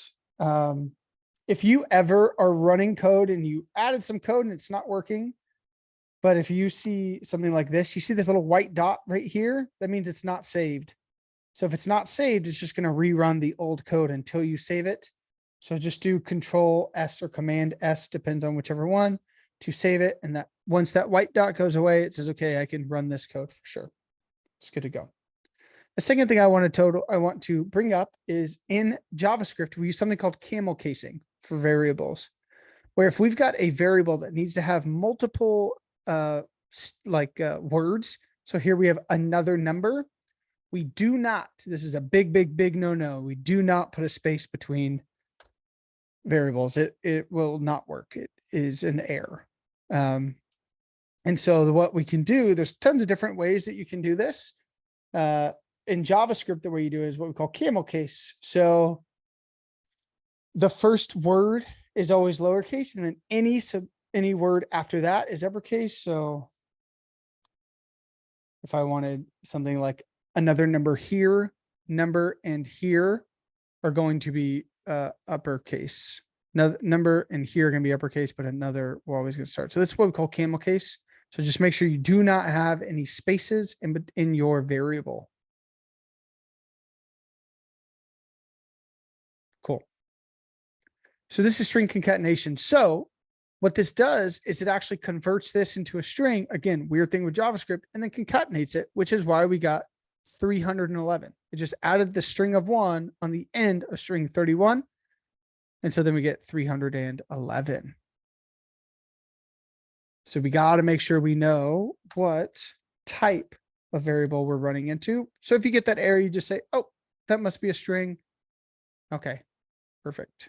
And then we change it and we get an error. Oh, because I'm not doing anything. And because I called. So here, there's a great, let's look at this. I got this error and it says another number is not defined. So here I'm calling another number, but we changed our variable name, right? We changed it to another number here. And so because we did that, it doesn't know that another number was another number here. It doesn't remember that, right? It's saying, okay, it must match that perfectly. If I said this, another number, and then I claim this with a capital N, we're going to get the same error. They are case sensitive. And so it has to be the exact variable in order for it to run. But now we should get this with the 7 at the end. And then we also get 32 because these are the same type. Somebody asks, is concatenation something you're going to use? Yep. Lots. You will use string concatenation a lot. We'll get a little bit more advanced, something called string interpolation, but we're not going to do that today. Okay. Let's keep cruising. The last one that we're going to do is called a Boolean. And this is a lot of information, guys. So if you're like, oh my gosh, it's very okay. This is a lot of information. That's why we have office hour tomorrow. I'm not teaching, it's just a way that I can come and help you guys. So if this is kind of like, don't worry. Everybody feels that way. It's like a very common thing. So you're not behind, or don't stress and be like, I can't be a developer. That's not at all true. Just is a lot. It's a lot of new stuff. It's like when you're they've equated learning to develop the same as learning a new foreign language, right? So if you're learning a whole bunch of stuff and you're like, oh my gosh, I just learned so much. Same sort of thing. Okay. Boolean, I can see in the chat, lots of people already know it is just our true or false. So, so the way that we do it is, let's say, we say let is hungry equal true. Perfect. One thing to note is in JavaScript, true and false are always lowercase. Now it's different, like in Python, it's uppercase. But one thing that's really cool is strings numbers, booleans, that's in like every language. That is, you're learning foundational stuff that no matter what language you learn, whether it's here at Coding Dojo or out in the wild, or you just are learning something else, no matter what language you're learning, they all have booleans, all have numbers, and all have strings. So it's kind of just how they interpret it. Maybe like in Python, instead of saying console log, we say print, same sort of thing, right? They're doing the same thing. They just refer to it in the same way that hello and hola, right, are sound two different. They are two different things, but they're doing the same thing, right? They're both just saying hello. So cool. So Boolean is just true or false. This is going to become, you're not going to write a ton of Booleans, but you will use Booleans all the time, like all the time. It's going to be something that lots of code is going to be broken down into Booleans. So all it is true or false. And I could say something like let is full. Oops. Is false. Perfect. So we've declared a true and a false, and we can print these. You can't like concatenate the two, can't do anything like that, but we will see here when we get to conditionals on Thursday, we're going to use Booleans for a million things. Booleans are going to be something you use all the time. But for right now, it's just a true and a false. Okay. We talked about a lot. How are we feeling? Get out of 10. Feeling 10, you're crushing it. You're loving this. It's amazing. Like 0, you are overwhelmed. You want to cry. How are we feeling? Lots of 10s. Oh, I love that. 10 plus tired. Honestly, same. Okay, 9s, 10s. Perfect. And I will also say, I will ask this question a lot. If you feel like, oh my gosh, here's two things. I ask this question because oftentimes it might seem like everybody else is getting it and you're the only one that's not. And I ask this question because it's not true, right? Like everybody learns at a different pace. And then also it was always helpful for me when other people like, I also don't understand this. And it's like, oh, I'm not stupid. This is just really hard, right? And it's like, sounds silly, but like, that is what, that's why I do that. But I also say this, if you don't feel comfortable, if you're like, I'm a 2 right now and I'm stressed as heck. You could also, you don't have to put that to everybody. Just DM me, on Zoom and just say, like you can just put, when it says 2, just put to me specifically and say your number and what you're struggling with. I won't ever call you out on that and say like, oh, so-and-so, I see that you're out of 2, but it'll just help me and say like, okay, cool. If you don't feel comfortable sharing it in the entire group, that's very okay. But I just, again, my entire job is to help you guys learn. So, I can't do that if you guys don't tell me that you're struggling. So, but I see there's lots of that for anybody that is a 6, a 6.5, a 7 through 9. Practice, right? It will come. I promise you. This is day 1 and it's going to feel like you're drinking through a fire hose, but I promise with practice, be like, oh, this makes sense. Guys, I hated coding when I first started. I was like, this is not for me. It's hard. And now I've done it for 3 years and I love it. Like it's amazing. And it is all I ever want to do with my life. So very okay. Great. Also, Tracy, yay. I'm so glad. So glad. And you do got this. You got a big support system. Perfect. Okay. Talked about everything. I'm going to take a just quick 5-minute break. And then, actually, you know what? How are we feeling? Do we need a 5-minute break or do you guys want to cruise through and then maybe end like 5 to 10 minutes early?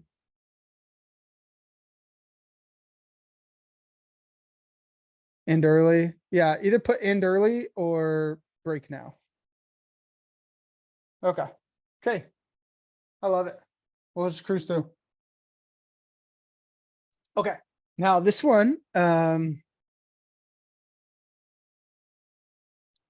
this one's going to take a little bit. So we're going to go slow and kind of get everything, everything we need together.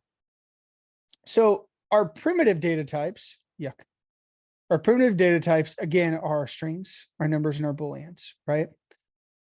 A composite data types is a data type that can hold multiples of either the same primitive type, or it can hold booleans, numbers, and strings all together at one.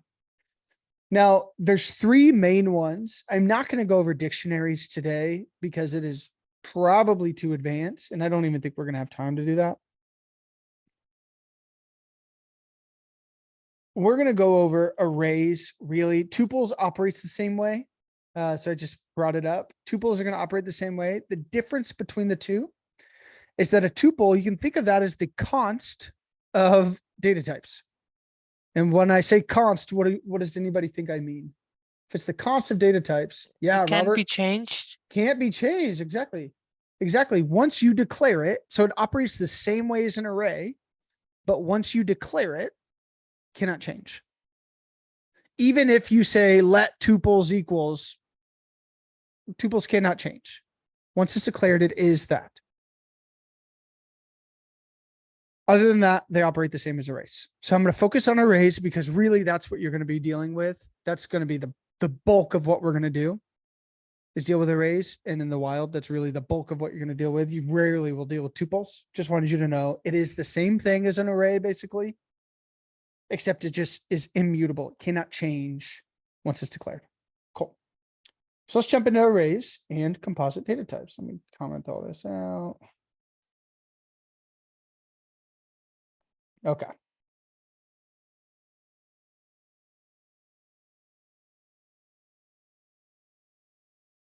Perfect. So we're going to talk about arrays. And again, an array is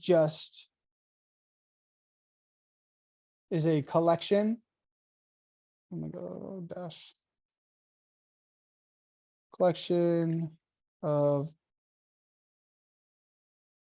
0 to infinite.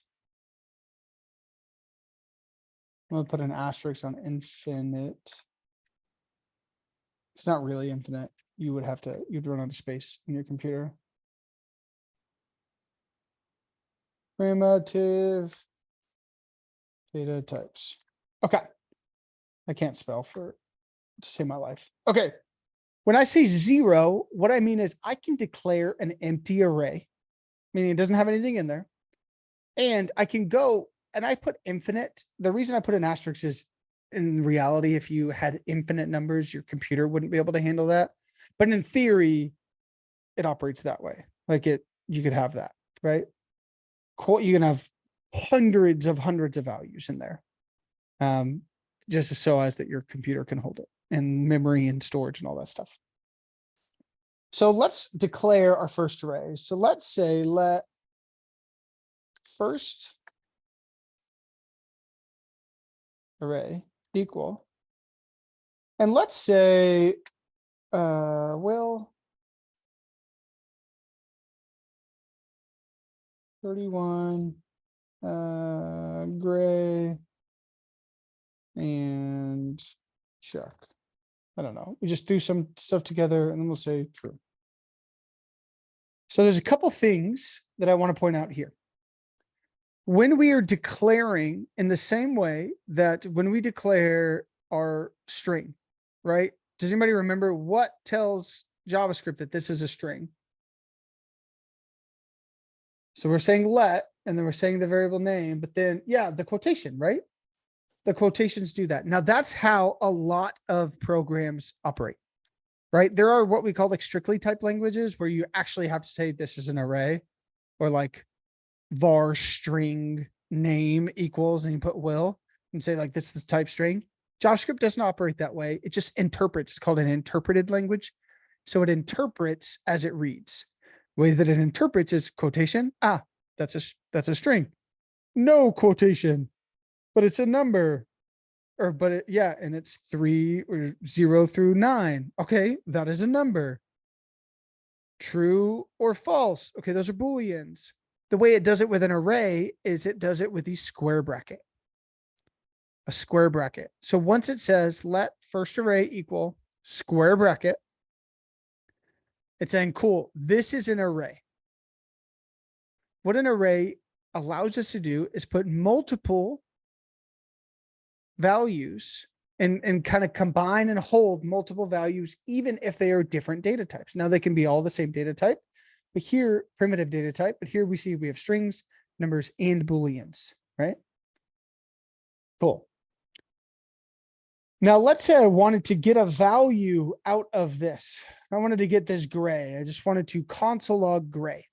Well, you might be like, how the heck would I do that?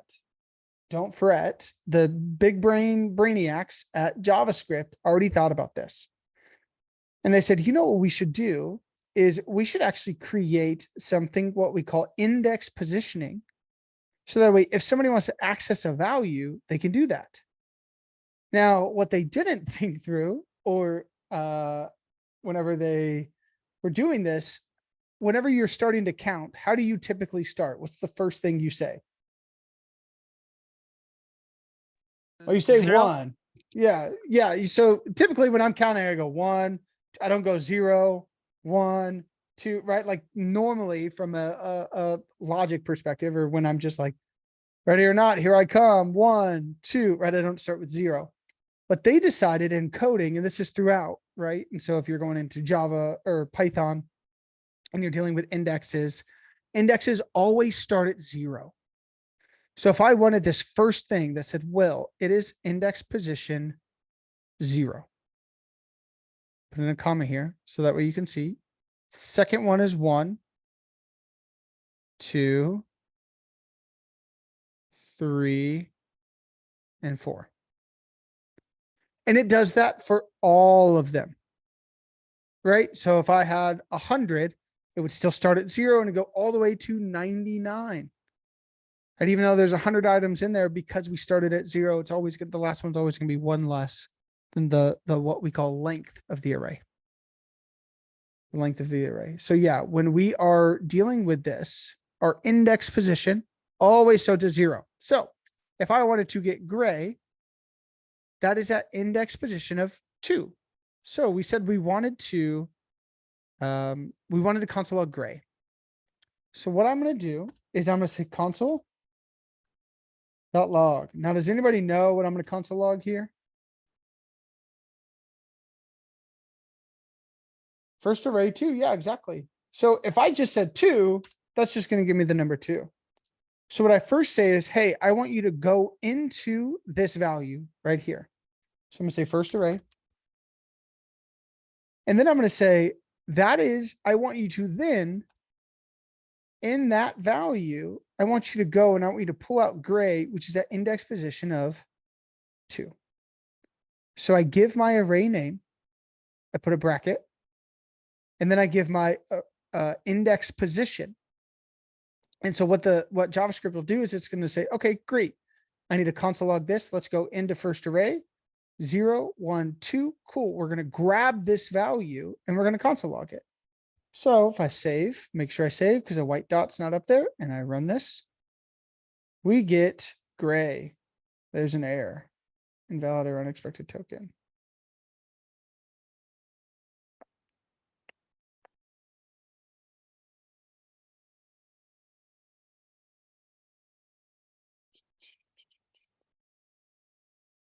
Let's see.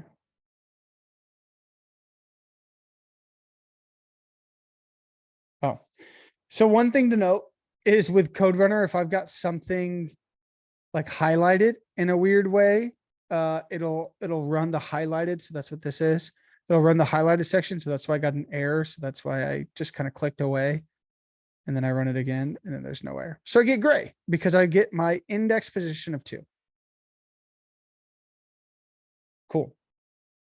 Now, I can also have a composite type within my composite type. Within my composite type. So what if I had something like this?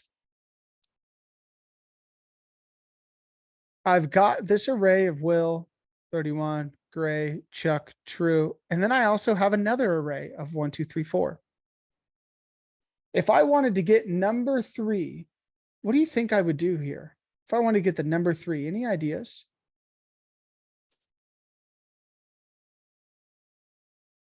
That's a good idea, Lucas. I do double bracket 2. Let's try it.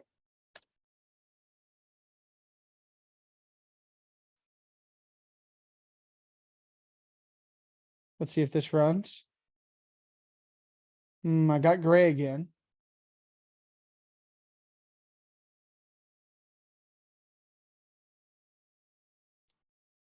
I see lots of really good stuff. Lots of really good ideas. Okay. So remember, here's our index because we just have a couple different, we're between 4 and 5. So let's go 0, 1, 2, 3, 4, 5. Okay, perfect. Now that I know my indexes, we're good to go. Now I want to target this guy right here, right? So I first need to target this index. So what I'm going to do is I'm just going to say index 5. Now, if I run this, I get my entire 1, 2, 3, 4 array. Perfect. Now, because this is an array, it also has a 0 index, or it also has an index starting at 0. So I go 0, 1, 2 is the number 3. What I can do if I know that this is what we call nested arrays. Think about like those dolls, they're like nested dolls, right? Sort of same idea. You have an array within an array. You have a doll within a doll sort of thing. If I say 2, now what this does, and I have my own individual bracket, is it'll first grab this value, which is this guy, and it'll say, cool, it's this array. And then I'm saying, now go into this position of 2 and grabbing the number 3. So I save it and I run it. And I get the number 3. Now let's say this array had its own nested array. Any ideas? If I wanted to get the number 6, thinking about the logic we just had. Any ideas? Really close, Russell. Yeah, Robert, exactly. Yeah, exactly. When we go like this. Same thing, right? We're saying, hey, go into this guy. Once I retrieve that, then give me the second value. Okay, but it's not 2, is it? What would it be? We've got 0, 1, 2, 3, 4, right? So it's actually 5, 4, 1. And that'll get me the value of 6. So remember, we're doing, let's kind of break this down. Here, this first index position that we're dealing with is 5. Right? And that gets us this entire array. Then within that entire array, we've got a 0, 1, 2, 3, 4 indexes, right? And this 4 is this entire array. Cool. And then within that, we've got a 0, 1, 2, 3. So I first go to the main one, grab this entire array. Right? Then within that, I go to this index. I grab the 4, which is this entire guy. And then I target just like I would in any sort of array. So then I say 2. So that's why it's 5, the big one, then 4, then 1. Cool. Just put a 1 in the chat if this makes sense, put a 0 if it does not.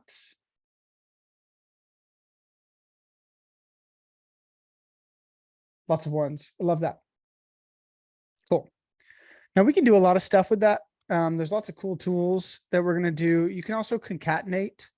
So if I said something like second array, equal 1. And then I can create a new variable. So like I could say let both array equal first array plus second array. And I can console log both array. Now that's fine. And if, especially as you guys are learning, that's a great way to start thinking about it. Right? And if I run this, we now see that I get, it doesn't show the array portion here, but then I also get this 1 on the end because it concatenates, brings them together. I'm wondering if I.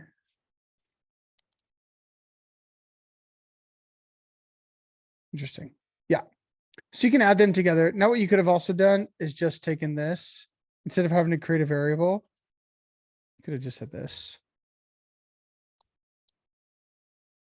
And then this will do the same thing. So you can do some logic within your console log. You don't have to, but you can do some logic there.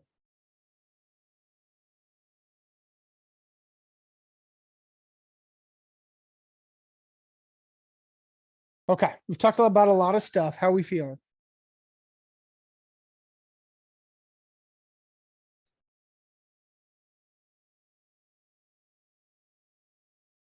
Can I ask a quick question? Absolutely. I had asked a question for when you got an error. And Paul answered that it depends on the language, right? Where you go to fix it. But what if you have hundreds of lines of code? How would you, I mean, how would you go about to fix it? Because I'm pretty sure it would be pretty confusing looking through all the code and see possibly where you could have gone wrong. Yeah, great question. So normally what will happen is you will, it'll give sort of a, like if we're really looking at it, if you have, like this was a weird error that's a little bit unique. So let's see this. Let's say if let me try to create an error that's like actual code base, and then you can see what a JavaScript error looks like.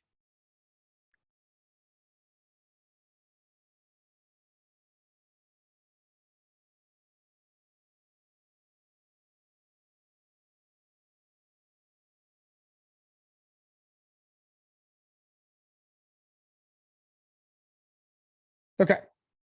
So here, what it will say is, you can kind of read this where it shows you specifically what the error is and saying, hey, where you declared first name equals Cody, that's the error here.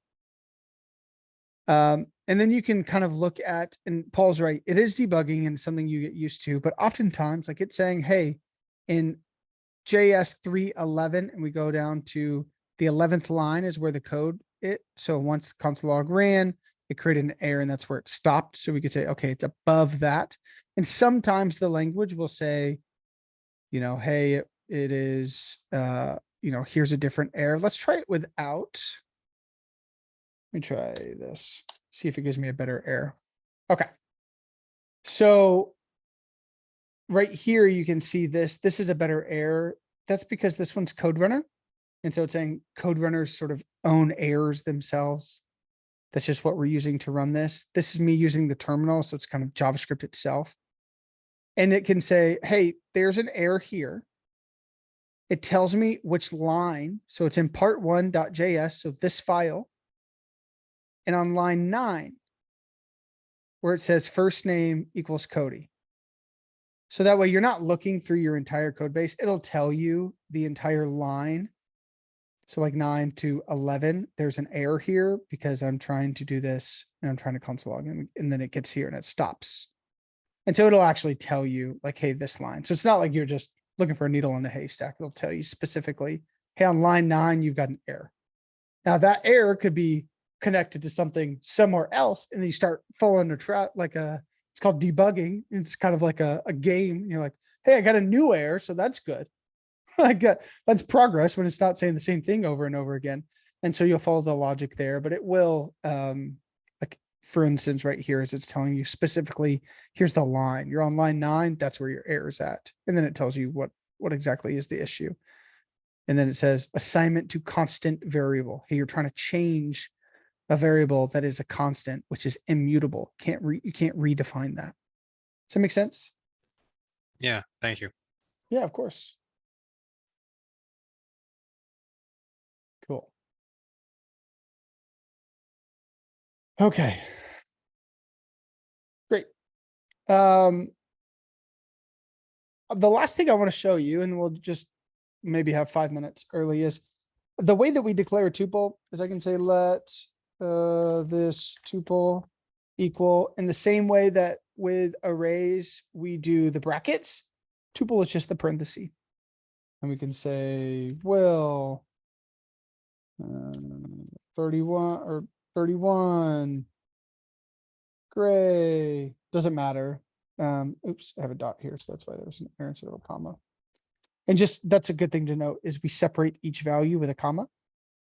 But the way, again, the way you do it is you just do a curly not a curly bracket, sorry. A parenthesis. And that's how you declare a tuple versus an array is a square bracket. You guys really won't be using tuples at all for, especially this class. And I don't know that you'll even use it for web fundamentals. I don't even know that you'll use it. Paul, we didn't even use it in MERN, right? So it's something that just be aware of, but you won't ever really use it. I think But in it Py- exists. You'll see tuples in Python if you Yeah. take. Cool. Jeff, this is not web fund. This is programming basics. Web fund starts in 2 weeks. So this is the required class before web fund.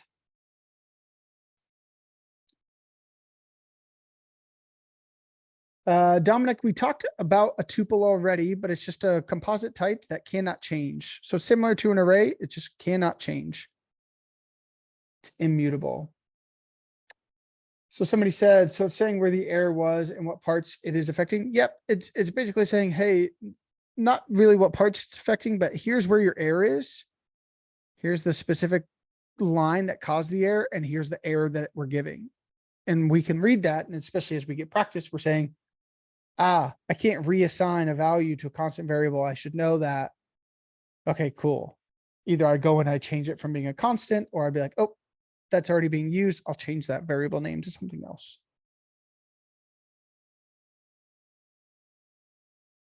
Okay. That is everything I wanted to cover for class today. Are there any questions? It was a long class, 2 hours of just fun time. Tomorrow will be an office hour. And so if you guys need any help, we're not teaching, but Paul and I will just be there for 2 hours. We're going to work through some stuff with you. And then on Thursday, we're going to go through 4 loops, and we're going to go through, yeah, we're going to go through 4 loops. We're going to go through conditionals. So it's going to be some more coding. So definitely don't put the computer down and then just come on Thursday. But so yeah, Levi, there's no lecture. You can look at the class calendar as well. So no lecture tomorrow. It is just office hours. So same time. So it's just a time that if you need help, obviously you can go to Dojo Hour, but it's also just time that Paul and I will be here to help you. Yep, Dominic, that's a great time to come into either you can go to Dojo Hall. It's like Dojo Hall's open tonight. So I would say if you have the time and the availability, I would hop into Dojo Hall now to try to get your application set up. But if you can't tonight, then yeah, we can definitely help you in class. Somebody asked how they can access the recording. I've said it a few times. So this is, you know, if somebody asks if you guys could help me, just because maybe you weren't here in the class or anything like that. If somebody asks a question in chat or in Discord, if you guys could help out, if you already know the answer. Recordings are going to be here. There will be a hyperlink here. There will be a playlist here. And then here in the actual platform itself, there's a section called lectures right here that it will also be posted. So cool. Other than that, friends, that's all I've got. Other than that, I hope you guys have a wonderful night, and I will stop the recording here unless there's any quick questions. I have a quick question. So office hours is just pretty much joining the same link. We'll be here and you'll be able to help us if we need it. If not, we're just staring at each other, doing our own work. Yep, Okay, yep, it's, that's what I wanted to know. Thank you. yep, yeah, it's different for programming basics than normally. So normally in a stack, you'll just have the hour before class. You can come and ask a question. With programming basics, it's just 2 hours that you can come and get some help if you need. It's not required. You don't have to come. But normally with a class, it's just gonna be the hour before class, Tuesday, Wednesday, Thursday. Programming basics is different, so they decided to do it just a Wednesday as an office hour day. Thank you. Uriah, yep, you can get help in Dojo Hall to set up your apps if you need.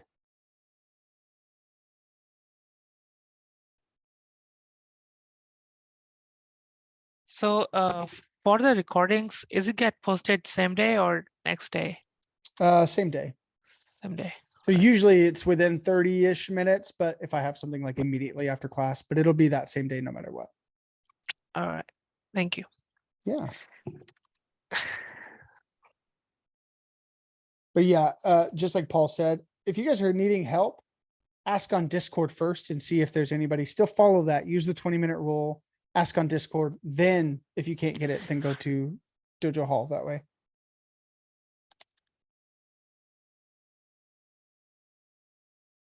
Yeah, the hierarchy of help. It's great, great point. So Cool. for the office hours, do we work Mhm. on assignments and Yeah, again, it's time. If you don't need to come, if you don't have any question, that's a-okay. It's just a time that is dedicated that if you need, because oftentimes in programming basics, you guys are starting out brand new. So you might need a little bit extra help. And so that's why we have 2 hours just of dedicated time to help you in this first week. okay. So, but if you don't need help, it's always, you don't have to come. It is, what's the word I'm looking for? Optional. So, Okay. yeah.